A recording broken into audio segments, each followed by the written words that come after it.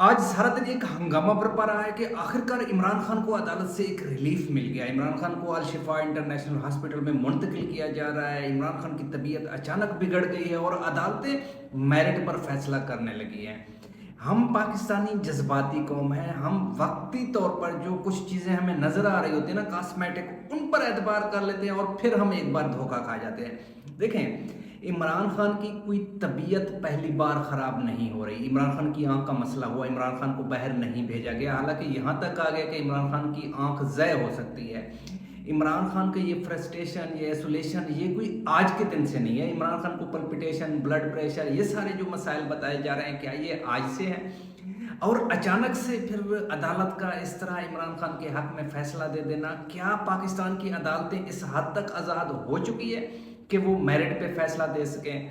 क्या जो है ना, हम लोग अभी भी किसी ख़याली दुनिया में रह रहे हैं? क्या अदालतें बग़ैर प्रेशर के कोई फ़ैसला दे रही हैं? अगर इस वक्त हम पाकिस्तान के दूसरे हालात व वाक़यात को, 28वीं यानी तरमीम को और बहुत सारी जो दूसरी चीज़ें हैं, उनको कुछ एक जगह पे, एक टेबल पे इकट्ठा करके देखें, तो हम चीज़ों को समझ पाएंगे कि ये जो रिलीफ है इस वक्त इमरान खान को, वो किस वजह से है। आया कि अदालतें इतनी बहादुर हो गई हैं कि वो आकर मेरिट पे फैसले करें। तो सॉरी टू से, मुझे नहीं लगता, मैं शायद ये जो चीज़ है इसको बाय ना करूं। जो ना अचानक से जो अडयाला जेल के जो सुप्रिटेंडेंट हैं वो भी आके मेडिकल रिपोर्ट जमा करवा दें। हालांकि इस्लामाबाद हाई कोर्ट में तो वो बेचारे जज चीख चीख के थक गए हैं। इमरान खान का एक CBC blood test Imran Khan के हवाले नहीं किया गया। आज पूरी रिपोर्ट जाके जो है ना पेश किया गया सुप्रीम कोर्ट में, और वहाँ पर बताया गया कि एंग्जाइटी लेवल ये है, जो है ना इमरान खान का ब्लड प्रेशर ये है, और इमरान खान को ये मसाइल का सामना करना पड़ा है। क्या ये सारी चीज़ें ऑर्गेनिक हैं?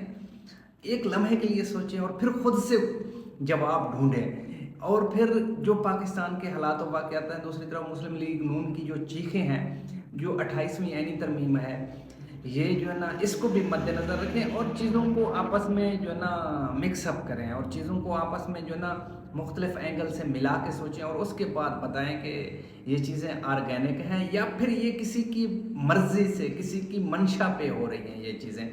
अब ये और बात है कि इमरान खान को इस बात पे कन्वे किया गया है, उसको इस बात पे राज़ी कर लिया गया है, जो कुछ चाहते थे ताकतवर हल्के, उन बातों पे राज़ी कर लिया गया है, उन टर्म एंड कंडीशन पे राज़ी कर लिया गया है, या जो बाहर की क़ियादत है उनको राज़ी कर लिया गया है कि आप ये सपोर्ट दें, और उसके बाद जो है ना ले जाएं इमरान खान को अल शिफा। अदालतें मेरिट पे फैसला करेंगी और उसके बाद आपके तमाम केसेस सुने जाएंगे। या फिर जो है ना बाहर वालों ने, अगर कोई बाहर वालों से कमिटमेंट कोई अगर हुई है, वो इस बात पर राज़ी हुए हैं, ये देखना पड़ेगा कि इमरान खान का रद्द अमल क्या आएगा जब फेस करेंगे पीटीआई की जो बाहर की क़ियादत है।